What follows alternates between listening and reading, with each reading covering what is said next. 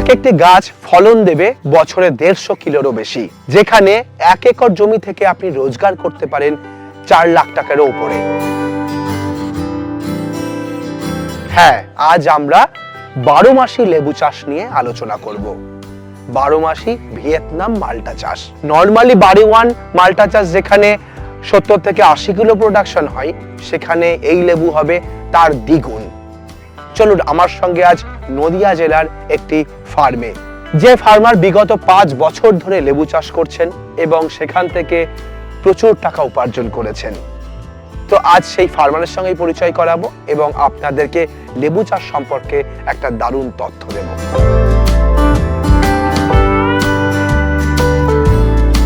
Hi hello নমস্কার, সবাই কেমন আছেন? আমাদের এগ্রিকালচার ডায়েরিতে আপনাদের স্বাগত এবং সঙ্গে আমি সুশোভন। অলরেডি চলে এসেছি আমি সেই ফার্মারের ফার্মেই এবং এই লেবু চাষি আজ প্রচুর টাকা উপার্জন করেছেন লেবু চাষ করে। চলুন আমরা বিপুল বাবুর সঙ্গে আজ আপনাদের পরিচয় করাই। তাহলে একরে মোটামুটি কত ইনকাম আসছে? 3 লাখ টাকা। আর যখন একটা বাগানের 5 বছর বয়স পূর্ণ হবে তখন 80 থেকে 100 কেজি প্রোডাকশন হওয়া সম্ভব। আচ্ছা, আপনি যে 20,000 প্রথম বলছেন, ম্যানেজমেন্ট খরচের মধ্যে কি চারাও চলে আসবে? হ্যাঁ, ওর মধ্যে চারা। তো একটা ম্যাচিওর গাছে হাইয়েস্ট প্রোডাকশন কত হওয়া সম্ভব এই 12 মাসি? 12 মাসে 150 কেজি পর্যন্ত হতে পারে।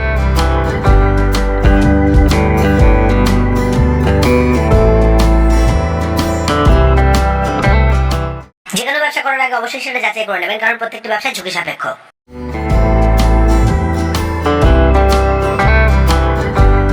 আজ সেই অসাধারণ লেবুর চাষ দেখাতেই আমরা এসেছি বিপুল বাবুর কাছে, যিনি দীর্ঘদিন ধরে লেবু চাষের সঙ্গে যুক্ত আছেন। তিনি 12 মাসি লেবু গাছ চাষ করেছেন এবং তার সঙ্গে বাড়িওয়ান মাল্টা চাষ করেছেন। তো লেবু চাষ সম্পর্কে একটা যাবতীয় তথ্য আমরা আপনাদের সামনে তুলে ধরবো। বিঘাতে কত লাভ হয়, কিভাবে চাষ করতে হয়, খরচ কিরকম, পুরো পদ্ধতি থাকবে আজকে আমাদের ভিডিওতে। নমস্কার বিপুল বাবু। নমস্কার। কেমন আছেন? চলছে। আপনি তো নদিয়ার বুকে একজন নামকরা চাষি এবং তার সঙ্গে বহু বছরের এক্সপিরিয়েন্স, বহু চাষি নিয়ে কাজ করেন, আপনার নিজের সারের দোকান পর্যন্ত রয়েছে। তো আমাদের একটু লেবু চাষ সম্পর্কে একটু আইডিয়া নেব, তার আগে আপনার পরিচয়টা একবার। নমস্কার, আমি বিপুল বিশ্বাস, ভিলেজ পোস্ট ইডাবাড়িয়া, থানা হাসখালী, জেলা নদিয়া। আচ্ছা, তো দীর্ঘ 7-8 বছরের চাষের এক্সপিরিয়েন্স। 11 বছরের চাষের এক্সপিরিয়েন্স। তার পাশাপাশি সারের ব্যবসা নিয়ে প্রায় 17 বছর। আপনার এখন চাষের জমি কতটা? 22 বিঘা। 22 বিঘাতে লেবু চাষ কত বিঘার উপরে করেছেন? লেবু চাষ 4.5 বিঘার কাছাকাছি। 4.5 বিঘা। আমরা একটা লেবু বাগানেই দাঁড়িয়ে রয়েছে আপনার। এটা হচ্ছে 12 মাসি ভিয়েতনাম মাল্টা লেবু যেটা বলে আর কি। আচ্ছা, তো লেবু তো আমরা জানি 3 মাস আর কি 2-3 মাসের মধ্যে রেডি হয়, সারা বছর থাকে না, 2-3 মাস ফলন পাওয়া যায়। এর যে হচ্ছে ফার্স্ট রাউন্ডের ধরন ছিল সেসব ফলগুলো বিক্রি হয়ে গেছে, বাড়ি ওয়ানের সঙ্গে ওগুলো বিক্রি হয়ে গেছে। এটা সেকেন্ড রাউন্ডের ধরন। আচ্ছা, বছরে 2বার ধরে। বাড়ি ওয়ান বছরে একবার ধরে। বছরে একবার ধরে বাড়ি ওয়ান। হ্যাঁ, এবং সেটা 1 মাসের মধ্যে প্রোডাকশন ফাঁকা হয়ে যায়। হ্যাঁ। তো এই লেবুটা জাতের নামটা যদি আমাদের একটু বলেন। এটা ভিয়েতনাম মাল্টা। ভিয়েতনাম মাল্টা বলেই বিক্রি? হ্যাঁ, ভিয়েতনাম মাল্টা বলে। এটাই অল টাইম, এটা 12 মাসে ধরে। 12 মাস ধরে। 12 মাস ঠিক নয়, 2বার ধরে বছরে। আচ্ছা, তো এইবার এই লেবু চাষের সম্পর্কে আমাদের একটু তথ্য দিন। কিভাবে এই লেবু গাছের চাষ হয় এবং কত ফলন আসে, হাইয়েস্ট ক্যাপাসিটি কত, লোয়েস্ট ক্যাপাসিটি কত? 1 বিঘা জমিতে 130টা গাছ লাগে, 10 ফুট বাই 10 ফুটে লাগাতে হয়। এবার প্রোডাকশন 3 বছর পর থেকে একটা গাছে 60 থেকে 80 কেজি পর্যন্ত প্রোডাকশন হয়। আচ্ছা, আর যখন একটা বাগানের 5 বছর বয়স পূর্ণ হবে তখন 80 থেকে 100 কেজি প্রোডাকশন হওয়া সম্ভব। আচ্ছা, মানে এই লেবুগুলোই? এই লেবুগুলো। আচ্ছা, এইবার 12 মাসের ক্ষেত্রে মোটামুটি ঠিক ডবল হবে। বাড়ি ওয়ান একবার ধরবে যদি 80 কেজি হয়, একই হাইটের একই বয়সের গাছে। হ্যাঁ, এটা 12 মাসিটা ওই 2 টাইম ধরবে, 2 টাইম কিন্তু একদম ফুল ফিল, কখনো আপ ডাউন হবে না। মানে যে 80 160 বলছেন আপনি? হ্যাঁ। আচ্ছা, এমনই ধরার কথা, কিন্তু এই গাছটা মানে এখন প্রায় 150 কিলো ডবল প্রোডাকশন। সামনের বছর বলা যাবে যে কি হয় না হয়। আচ্ছা, তার মানে ডবল প্রোডাকশন আসবে। হ্যাঁ, ডবল প্রোডাকশন এরকমই আমাদের কাছে খবর আছে। আচ্ছা, ওকে। তো আপনার বাগানের বয়স কত বছর হলো? এটা 2.5 বছর বয়স, আর বাড়িওয়ান বাগানের বয়স 5 বছর চলছে। 5 বছর, ওকে। বাড়িওয়ানে এখন ফলন কেমন আসছে আপনার? বাড়িওয়ানে ওই গড়ে 75-80 কেজি করে এক গাছে ফসল চলে আসছে। আর এই আপনার যে 2.5 বছরের গাছ, এর মধ্যে কত কিলো পেয়েছেন এক একটা গাছে? 2.5 বছর গাছে এক এক গাছে মোটামুটি 20 কেজি। 20 কিলো করে পেয়ে গেছে। 20 কেজি, আবার এই 20 কেজি হবে। আবার মানে 40 কিলো অলরেডি প্রোডাকশন পেয়ে যাচ্ছেন? হ্যাঁ, এক গাছে। আচ্ছা, এইবার এটা বয়স বাড়ার সঙ্গে সঙ্গে পরিমাণ বাড়বে। আচ্ছা, গাছ ম্যাচিওর যত বেশি হবে তাহলে এই ফুল প্রোডাকশন হচ্ছে 5 বছর বয়স হলে ফুল প্রোডাকশন। তো একটা ম্যাচিওর গাছে হাইয়েস্ট প্রোডাকশন কত হওয়া সম্ভব এই 12 মাসি? 12 মাসে 150 কেজি পর্যন্ত হতে পারে। 150 কিলো প্রোডাকশন আসবে। আর বাড়ি ওয়ানে 100 কেজি হতে পারে।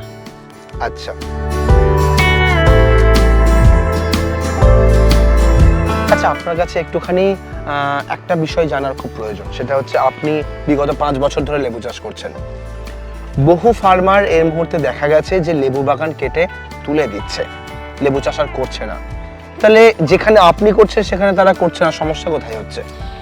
এর বিশেষ কারণ হচ্ছে সাইট্রাস গবেষণাটা একটু অন্য জাতীয় জিনিস আর কি।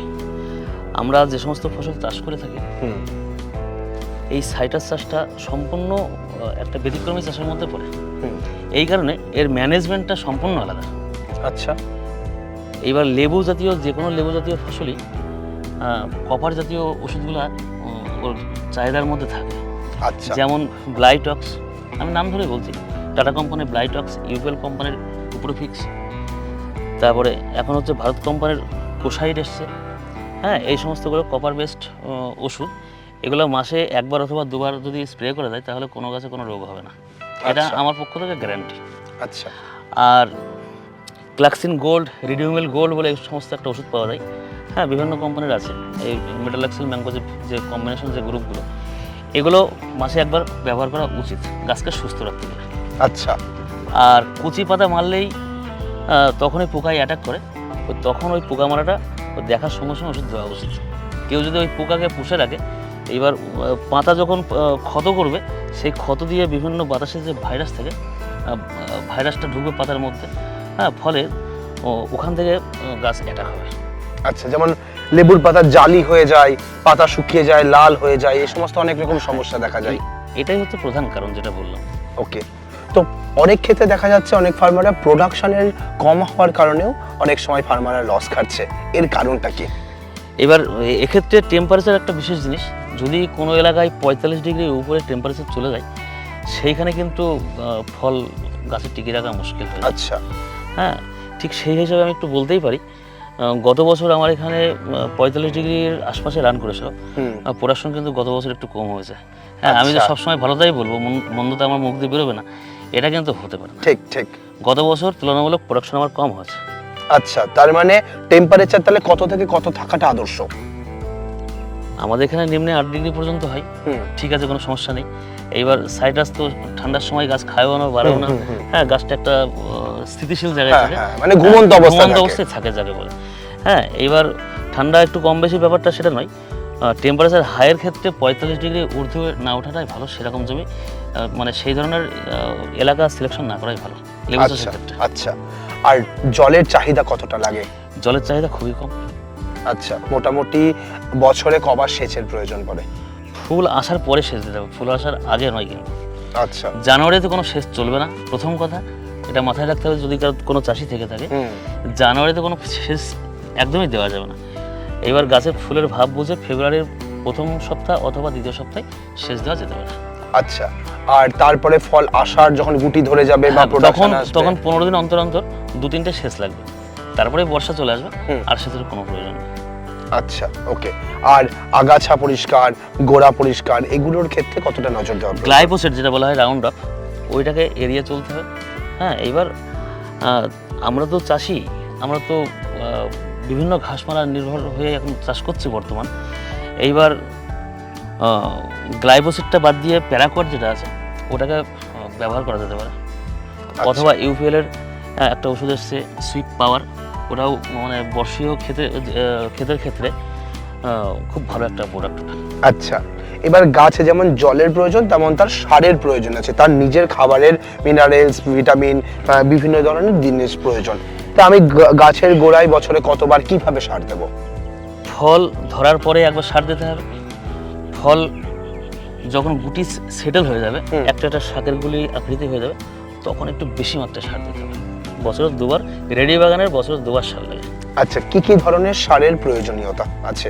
প্রথমবার 10-20 দিতে হবে, পরের বার 14-35-14। আচ্ছা সঙ্গে সর্ষের খোল এগুলো দিতে হবে। আচ্ছা, গোবর সারের কি প্রয়োজনীয়তা হ্যাঁ, আছে? গোবর সার ফল তোলার পরে বছরে একবারই দিতে হয়। একবার দিতে হয়, ওকে। আর গাছ বসানোর সময় কোন ধরনের সারের প্রয়োজনীয়তা আছে এখানে? একটু গোবর সার দিলে ভালো হয়। গোবর সার দিয়ে গাছ বসানো, ওকে। এবার যদি আমি একটু ডিসটেন্সের কথা আসি, যে কত বাই কততে আমি গাছ বসাবো, 10 কতগুলো ফুট বাই 10 বসাবো? ফুটে লাগাতে হবে। সেক্ষেত্রে 1 বিঘায় 130টা গাছ লাগে। 130টা গাছ, ওকে। আচ্ছা, এইবার চলে আসে একটু আয় রোজগারের কথাই। আমি বাগান বানাতে কত টাকা ইনভেস্ট করব আমার, এবং এখান থেকে কেমন রিটার্ন আসবে, আপনি যদি সেটা একটু বলেন। 1 বিঘা জমিতে লেবুর ক্ষেত্রে মোটামুটি ম্যানেজমেন্ট খরচা হচ্ছে প্রথম 1 বছরে 20,000 টাকা, আর তার পরের বছরে প্রতি বছরে 10,000 টাকা খরচা আছে। আচ্ছা, ম্যানেজমেন্ট 12,000 টাকা খরচা হতে পারে, কারণ এর একটু ওষুধটা টাইম টু টাইম দিতে হয়। আচ্ছা, আপনি যে 20,000 প্রথম বলছেন, ম্যানেজমেন্ট খরচ ওর মধ্যে কি চারাও চলে আসবে? হ্যাঁ, ওর মধ্যে ছাড়া মানে চারা দিয়ে, লেবার খরচ দিয়ে, সার দিয়ে, সব দিয়ে 20,000 বিঘায় টাকা খরচ। বিঘায় খরচা। আচ্ছা, এবার যদি আমি আয়ের কথা ধরি, তাহলে বিঘাতে আমার 1 বিঘায় 1 রোজগার লাখ কত টাকা আসবে? 1 বিঘায় 1 লাখ টাকা। তাহলে একরে মোটামুটি কত ইনকাম আসছে? 3 লাখ টাকা। 3 লাখ চলে আসবে। সেখানে কি 12 মাসি মালটা নাকি ভিয়েতনাম মালটা বাড়ি ওয়ান? বাড়ি ওয়ানে 1 লাখ টাকা, আর 12 মাসিটা আমাদের কাছে হিসেব আছে 1.5 লাখ টাকা হওয়ার কথা, সেটা তো এখনো হয়নি। আগাম বলে কি হবে, আচ্ছা, দেখা যাক। মানে সেটা সামনের বছর বলবো ভিডিওতে কি হয়েছে না হয়েছে। ওকে। আচ্ছা, আমি এখানে দেখতে পাচ্ছি প্রচুর গাছও আপনি লাগিয়েছেন, প্রচুর। আপনার যে হ্যাঁ, নার্সারিটা এগুলো রয়েছে, আমরা নার্সারিতেই রয়েছে আশা করি। এগুলো আমার সব চারা। আচ্ছা, কি কি ধরনের চারা পাওয়া যায় আপনার কাছে? যেগুলো আমার চাষের মধ্যে আছে, যেমন কুলের বিভিন্ন ভ্যারাইটি আছে, প্লাস বাড়িওয়ান মালটা, ভিয়েতনাম মালটা, আর ড্রাগন করেছি। ড্রাগন ডেভেলপ চলছে, ওটা কেবল 1 বছর বয়স, ওখান থেকে এখনো কাটিং শুরু হয়নি। ওটা ঠিকঠাক ফল টল আসবে, তারপরে তাকে কাটিং করা হবে। আর কাঁঠালটা আছে। এইবার সমস্ত চারাই আমার কাছে অ্যাভেলেবল। হ্যাঁ, কাঁঠালটা কিন্তু একটু শর্ট আছে আর কি, যাকে বলে। মানে আগে থেকে অর্ডার দিলে পাওয়া যাবে? কাঁঠাল নেবো, তাহলে আমার সঙ্গে যেন আগাম যোগাযোগ করে, তাহলে চারা দেওয়া সম্ভব হবে। ওকে, তাহলে আমাদের একটু ছোট করে অ্যাড্রেসটা বলে দিন না, কিভাবে আপনার সঙ্গে যোগাযোগ করতে পারে? কেউ যদি শিয়ালদা দিক থেকে আসে, কৃষ্ণনগর লোকালে উঠবে, বাতকুলায় নামবে, ওখান থেকে অটো পাওয়া যায়। আমাদের গ্রামের মানে পাশেই চলে আসে ফার্মে। হ্যাঁ, ওখান থেকে হাঁটলে হয়তো 10 মিনিট, আবার টোটো উঠলে 10 টাকা ভাড়া দেবে আমার ফার্ম পর্যন্ত পৌঁছাতে। আর কেউ যদি হচ্ছে নর্থ বেঙ্গল থেকে আসে, ওদিক থেকে তো বাসের যোগাযোগটা ভালো, কৃষ্ণনগর আসতে হবে। কৃষ্ণনগর থেকে এসে বাসে উঠলে ওখান থেকে 10 কিলোমিটারের মধ্যে আমার ফার্ম। আচ্ছা, তো আমরা ভিডিও স্ক্রিনের উপর আপনার নাম্বারটা প্রোভাইড করি। যে সমস্ত ফার্মাররা লেবু চাষ করতে চান, কাঁঠাল চাষ করতে চান, কুল চাষ করতে চান, সমস্ত রকমেরই চারা দাদা রাখছেন, যেমন তার পাশাপাশি মাদার প্ল্যান্ট আছে। আমরা সবসময় চেষ্টা করি এমন কোনো মানুষের কাছে যেতে যে মাদার প্ল্যান্ট রেখে তারপরে চারা সাপ্লাই করে। যে কটা মাদার প্ল্যান্টের গাছ দেখবেন, সেই কটা চারাই আমার মনে হয় তাদের কাছ থেকে নেওয়া উচিত, অবশ্যই মাদার প্ল্যান্ট দেখে। একদম। তবেই কিন্তু আপনার ঠকে যাওয়ার সম্ভাবনাটা কম থাকবে। বহু ফার্মার গাছ কেটে দেয়, বহু ফার্মার বাগান নষ্ট করে ফেলে, কারণ সে সঠিক চারা পায়নি, সঠিক এডুকেশন পায়নি সেই জন্য। তো আজকের ভিডিওটা কেমন লাগলো অবশ্যই আমাদের কমেন্ট করে জানান। বিপুলদার ফার্মে যদি আসতে চান, বিপুলদার নার্সারি যদি দেখতে চান, তাহলে ভিডিওর ডেসক্রিপশনে লোকেশনও থাকছে, আপনারা সেখান থেকে দেখে চলে আসতে পারেন। আজকের ভিডিওটা এখানেই শেষ করছি। পরবর্তী ভিডিওতে নতুন কোনো টপিক নিয়ে ফিরে আসবো। ততক্ষণ ভালো থাকবেন, সুস্থ থাকবেন, বাই।